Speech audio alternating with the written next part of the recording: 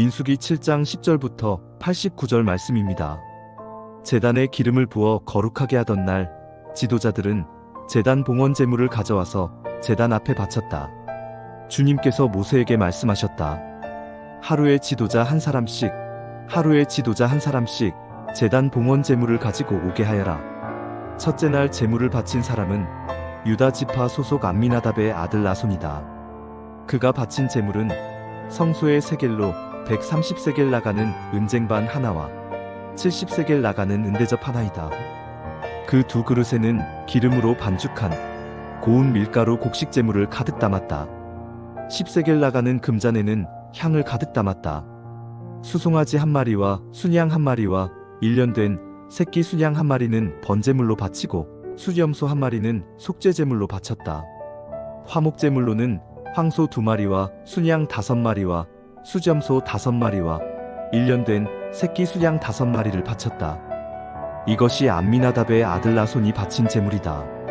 둘째 날에는 이사갈의 지도자 수알의 아들 느다넬이 제물을 바쳤다. 그가 바친 제물은 성소의 세겔로 130세겔 나가는 은쟁반 하나와 70세겔 나가는 은대접 하나이다. 그 두 그릇에는 기름으로 반죽한 고운 밀가루 곡식 제물을 가득 담았다. 10세겔 나가는 금잔에는 향을 가득 담았다.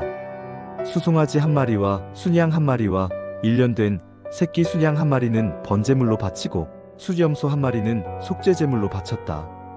화목제물로는 황소 2마리와 순양 5마리와 수점소 5마리와 1년 된 새끼 순양 5마리를 바쳤다. 이것이 수알의 아들 느다넬이 바친 제물이다. 셋째 날에는 스불론 자손의 지도자 헬론의 아들 엘리압이 제물을 바쳤다. 그가 바친 제물은 성소의 세겔로 130세겔 나가는 은쟁반 하나와 70세겔 나가는 은대접 하나이다. 그 두 그릇에는 기름으로 반죽한 고운 밀가루 곡식 제물을 가득 담았다. 10세겔 나가는 금잔에는 향을 가득 담았다. 수송아지 한 마리와 순양 한 마리와 1년 된 새끼 순양 한 마리는 번제물로 바치고 수염소 한 마리는 속죄제물로 바쳤다. 화목제물로는 황소 2마리와 순양 5마리와 수점소 5마리와 1년 된 새끼 순양 5마리를 바쳤다. 이것이 헬론의 아들 엘리압이 바친 제물이다. 넷째 날에는 르우벤 자손의 지도자 스데울의 아들 엘리술이 제물을 바쳤다.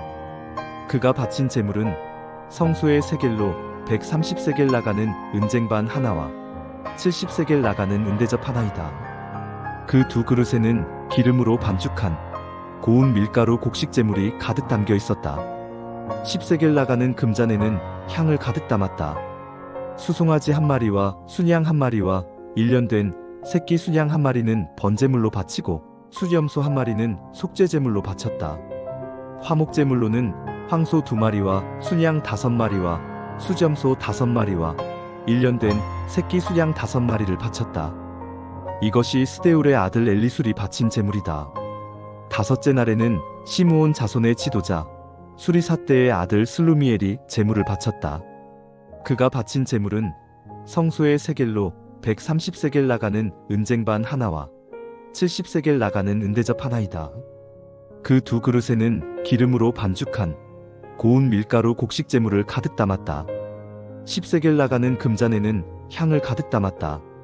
수송아지 한 마리와 순양 한 마리와 1년 된 새끼 순양 한 마리는 번제물로 바치고 수염소 한 마리는 속죄제물로 바쳤다. 화목제물로는 황소 2마리와 순양 5마리와 수점소 5마리와 1년 된 새끼 순양 5마리를 바쳤다. 이것이 수리삿대의 아들 슬루미엘이 바친 제물이다. 여섯째 날에는 갓 자손의 지도자 르우엘의 아들 엘리아삽이 제물을 바쳤다. 그가 바친 제물은 성소의 세겔로 130세겔 나가는 은쟁반 하나와 70세겔 나가는 은대접 하나이다. 그 두 그릇에는 기름으로 반죽한 고운 밀가루 곡식 제물을 가득 담았다. 10세겔 나가는 금잔에는 향을 가득 담았다. 수송아지 한 마리와 순양 한 마리와 1년 된 새끼 순양 한 마리는 번제물로 바치고 수염소 한 마리는 속죄제물로 바쳤다. 화목제물로는 황소 2마리와 순양 5마리와 수점소 5마리와 1년 된 새끼 수양 5마리를 바쳤다. 이것이 르우엘의 아들 엘리아삽이 바친 제물이다. 일곱째 날에는 에브라임 자손의 지도자 암미웃의 아들 엘리사마가 제물을 바쳤다.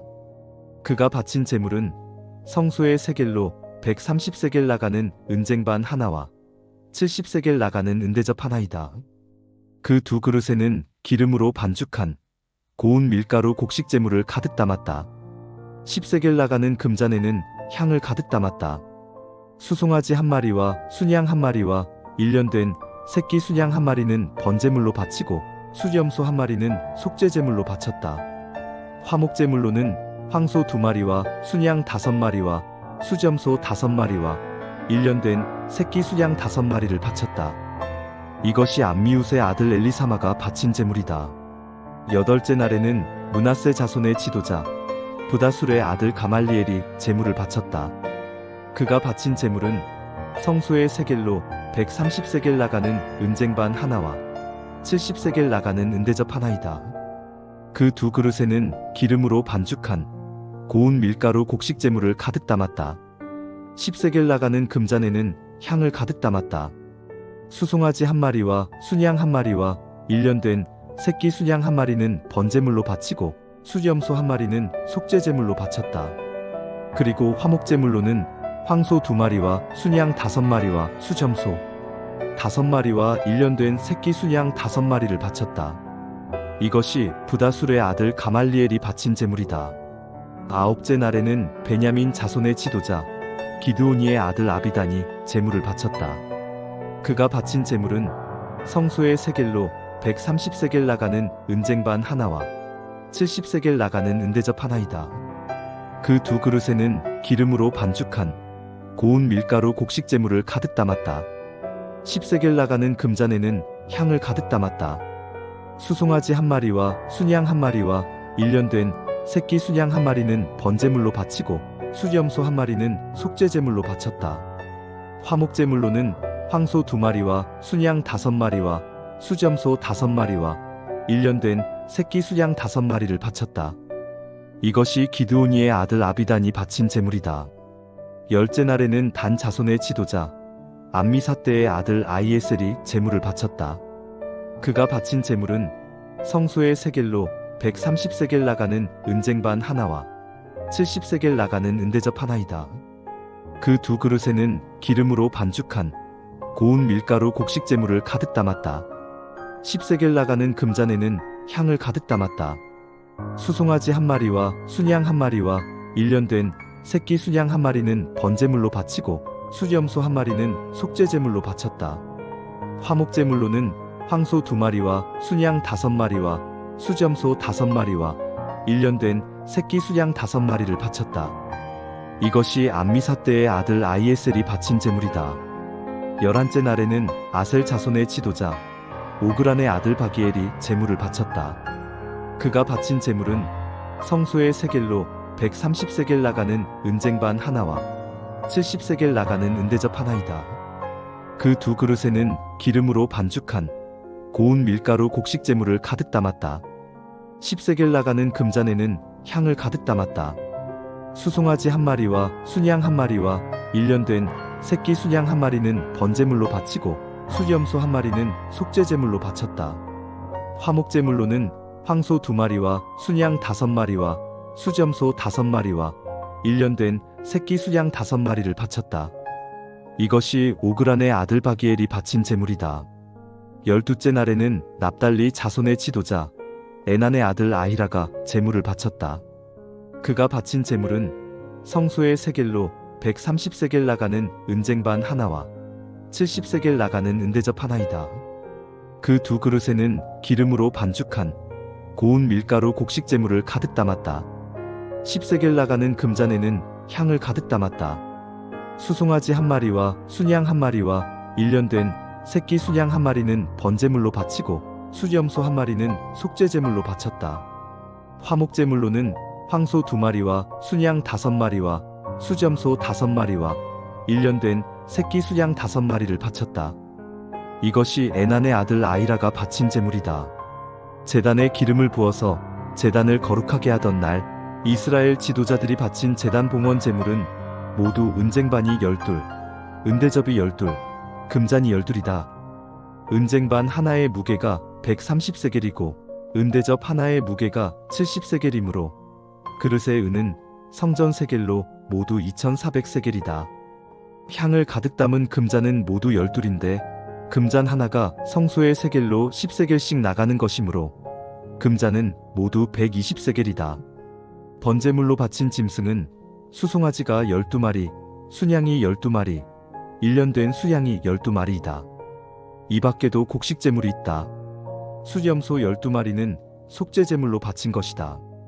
화목제물로 바친 짐승은 황소가 24마리, 순양이 60마리, 수염소가 60마리, 1년 된 순양이 60마리이다. 이것이 제단에 기름을 부어서 제단을 거룩하게 한 다음에 바친 제단 봉헌제물이다. 모세는 주님께 말씀드릴 일이 있을 때마다 회막으로 갔다. 그때마다 모세는 증거궤와 속죄판 위에서 곧 두 그룹 사이에서 자기에게 말씀하시는 그 목소리를 듣곤 하였다. 이렇게 주님께서는 모세에게 말씀하셨다. 네, 샬롬. 오늘도 말씀 앞에 나오신 여러분들을 축복합니다. 오늘 본문의 말씀은 다소 좀 길죠. 10절부터 무려 89절까지 함께 보았는데요. 12절부터 유다 지파로 시작해 83절까지 각 지파의 감독들이 2일에 걸쳐 봉헌물을 드리는 말씀이 기록되어 있습니다. 우리가 12절부터 83절의 내용이 읽으면서 조금 더 좀 너무 길다고 느껴진 이유가 분명히 있을 텐데 그것은 아마도 똑같은 내용이 계속 반복되고 있기 때문일 것입니다. 그러나 이 말씀에는 중요한 하나님의 마음이 숨겨져 있습니다. 오늘 우리에게 주어진 말씀을 통해 이 아침 귀한 하나님의 은혜를 함께 나눠봅시다. 먼저 10절 제단의 봉헌은 제단을 거룩한 것으로 구별하여 바칠 때에 공식적으로 드리는 최초의 제전을 가리킵니다. 이 제전은 거룩한 기름, 즉 관유와 희생의 피를 바름으로써 절정에 이르게 됩니다. 그와 더불어 백성들의 각종 자발적인 예물들이 이 단 앞에 바쳐짐으로써 온 백성이 경화하는 그 기쁨의 의식이 되었다고 합니다. 이러한 봉헌에는요, 또 이러한 의미가 있습니다. 하나님께 모든 소유권을 공식적으로 이전하는 거룩한 의식이 포함되어 있다고 합니다. 이것은 삶의 모든 영역에 있어서 하나님의 주권과 통치를 인정하는 신앙적 행위였습니다. 실로 모든 것이 주님께로 왔으며 그것들이 모두 하나님의 소유물이라는 것을 인정하는 참된 봉헌의 예식이었던 것이죠. 이러한 정신을 가지고 각 지파의 지휘관들은 자신과 또 자신의 지파를 대표해서 하루 한 사람씩 봉헌을 드리기 시작했습니다. 근데 우리가 오늘 말씀에서 본 것처럼 신기한 것은 지휘관들이 각 지파와 자신의 형편에 따라 많이 또는 적게 헌납할 수도 있겠으나 모두 동일한 양의 제물을 바쳤다는 것입니다. 물론 이것이 하나님의 명령이었긴 했지만 우리가 이 말씀을 볼 때 하나님께서 이 봉헌 전에 이들의 마음을 만져주셨구나, 먼저 이들의 마음을 감동시키셨구나를 알 수 있습니다.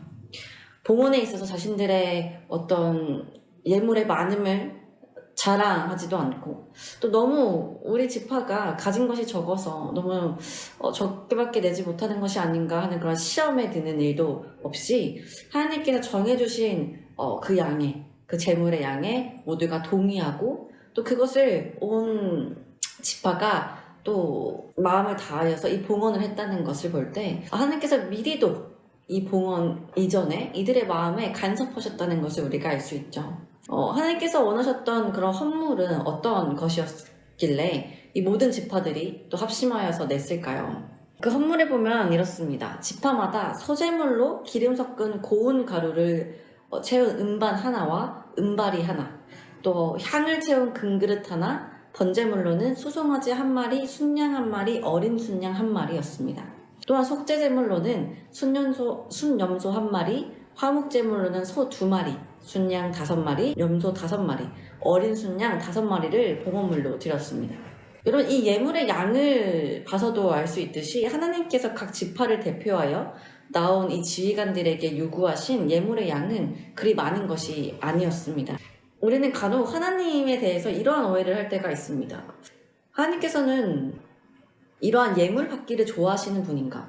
하나님께서는 이런 고기, 소나 양, 염소와 같은 고기를 좋아하시는 분인가? 그러나 여러분, 이 예물의 양을 통해서도 우리가 알 수 있듯이요. 하나님께서는 우리 예물의 어떤 양, 어떤 예물의 어떤 소, 이런 것에 관심이 있으신 분은 아닙니다. 하나님께서는 이러한 예물이 필요 없으신 분이시죠. 그러나 우리는 간혹 이러한 예물들을 받으시는 하나님을 생각할 때 굉장히 하나님은 탐욕스러우시고 피에 굶주린 하나님이시라는 어떤 생각을 할 때가 있습니다. 여러분 그런 생각해 보십시오. 하나님께서는 지금도 또 이때에도 온 만물을 창조하신 창조주이십니다.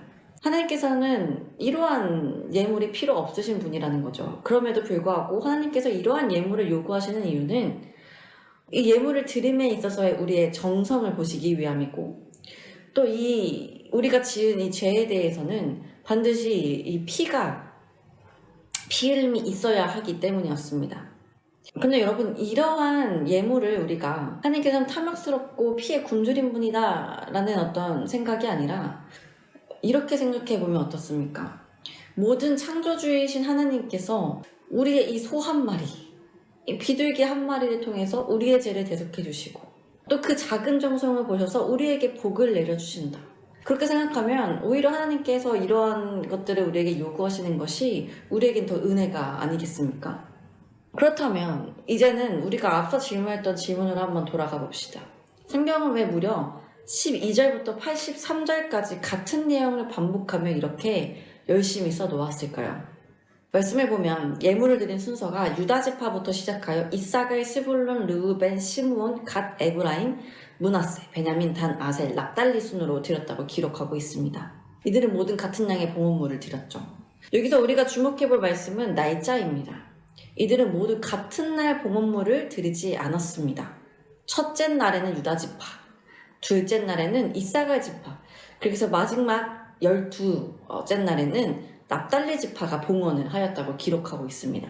하나님께서는 아마 우리도 그렇지만 하루에 모든 지파가 한꺼번에 봉헌물을 드리고 또 그것을 받으시는 것이 편하셨을 수 있습니다. 그러나 하나님께서 굳이 이렇게 12일에 걸쳐서 드리게 하신 이유가 무엇일까요? 여러분 하나님께서는 인격적인 분이시죠. 봉헌물에만 눈이 먼 분이 아니시라는 겁니다. 하나님께서는 하나님께 각자의 예물을 가지고 나온 그 한 지파 한 지파 모두에게 동일한 관심과 사랑으로 반응하신 것입니다. 그래요. 첫째 날에는 오직 유다야 지파의 제사에만, 둘째 날에는 오직 이사갈 지파의 제사만을 온전히 받으신 것이죠. 이렇게 생각해보면 성경의 기록도 이해가 됩니다. 12절부터 무려 83절까지의 내용이 같다면 그저 유다 지파의 내용만을 대표로 기록하고 나머지 11지파도 동일하게 드렸더라. 이야 동일하다 이렇게 기록했어도 됐을 것입니다. 그렇다면 성경을 쓰는 사람도 읽는 저희들도 편했겠죠. 그러나 성경의 기록 역시 모든 지파의 내용을 기록하고 있습니다. 이 역시 모든 지파의 봉헌물이 하나님께는 모두 소중하며 그러기에 우리 역시 그러한 마음으로 성경을 보아야 함을 의미하고 있는 것입니다. 이번 민수기의 내용뿐 아니라 간혹 성경을 보면 같은 내용이 반복되는 구절을 만날 때가 있습니다. 우리가 그때마다 이렇게 왜 유들이 없이 똑같은 마음을 반복하고 있을까? 뭔가 좀 비합리적이다 라고 생각하지 마시고 오늘의 이 말씀을 기억하며 그 속에 담긴 하나님의 마음을 묵상해 보셨으면 좋겠습니다. 또 오늘의 말씀을 통해 우리의 헌금 생활을 한번 돌아봤으면 좋겠습니다. 여러분 헌금은 하나님께 드리는 것이죠. 교회에 내는 것이 아닙니다. 그러나 우리가 하나님께 헌금을 드릴 때 마치 적선하듯이 또는 교회를 도와주는 것처럼 그런 마음을 가지고 드릴 때가 있습니다. 여러분 아까도 우리가 함께 나누었지만 하나님께 이 천지를 창조하신 하나님께 돈이 필요할까요? 우리에게 돈을 받으셔야만 자신의 백성들과 교회를 돌보실 수 있는 분이실까요? 그렇지 않죠. 하나님은 그저 말씀 한마디로 세상을 지으실 수 있는 전능하신 분이십니다. 하나님께서는 돈도 또 구약시대에 드렸던 봉헌물도 자신이 창조하신 창조물에 지나지 않습니다. 그렇게 우리가 하나님께 드리는 예물은 어쩌면 어린아이가 부모님에게 자신의 가장 아끼는 사탕을 주는 것과 같을지도 모릅니다. 부모님 그 아이의 사탕이 그리 필요하지 않고 그것이 부모님에게는 아주 작은 흔하게 먹을 수 있는 사탕에 불과하지만 그 아이의 정성과 마음을 붓고 그 사탕을 기쁘게 받죠. 이러한 것 같이 우리가 하나님께 예물을 드릴 때 하나님은 우리의 예물의 어떤 크기가 아니라 우리의 마음을, 우리의 중심을 보신다는 것입니다. 말씀 서두에 나는 것처럼 봉헌에는 하나님께 모든 소유권을 공식 이전하는 거룩한 의식도 포함되어 삶의 모든 영역에 있어서 하나님의 주권과 통치를 인정하는 신앙적 행위가 포함되어 있는 것처럼 말입니다. 또 오늘 말씀에서 모든 지파에게 동일한 봉헌물을 요구하셨듯 우리의 예물에는 어떤 경쟁이나 자랑이 없어야 합니다. 하나님이 기뻐하시는 예물을 우리가 드려야 한다는 것입니다. 실로 모든 것이 주님께로 왔다면 그것들이 모두 처음부터 하나님의 것이라고 한다면 우리가 이 봉헌물을 드릴 때 다른 사람들의 어떤 눈을 신경 써서 내가 더 많은 것을 자랑하듯이 경쟁하듯이 내는 것이 무슨 의미가 있겠습니까? 끝으로 12절부터 83절의 내용을 통해서 우리의 예물을 받으시는 하나님께서 우리의 예물을 인격적으로 받고 계시다는 것을 우리가 기억했으면 좋겠습니다. 지금은 우리가 헌금 시간을 통해서 헌금을 이제 일괄적으로 내고 있지만 그 예물 하나하나 또 우리가 이름을 쓰고 또 그 금액을 적는 그 모든 행위들, 우리가 또 예배 전부터 또 반듯하게 구겨지지 않은 그런 예물을 또 준비해서 봉투에 넣어서 준비하는 그 모든 것들, 그 과정을 하나님께서는 보시고 우리의 그 예물들을 인격적으로 연락하고 계시다는 것을 여러분 기억하십시오. 그 성경이 모든 지파의 봉헌을 기록하고 있듯 하나님께서도 우리가 기쁨과 정성으로 드리는 그 모든 예물을 기억하실 것입니다. 사랑하는 여러분, 오늘 말씀을 통해 우리 삶에 인격적으로 다가오시는 하나님을 만나시기를 소망합니다. 모든 것을 가지셨으나 우리의 시간, 물질, 우리의 작은 마음을 기뻐 받으시며 우리에게 복 주시길 원하시는 그 아버지를 여러분들의 삶에 깊이 만나시기를 소망합니다. 함께 기도합시다.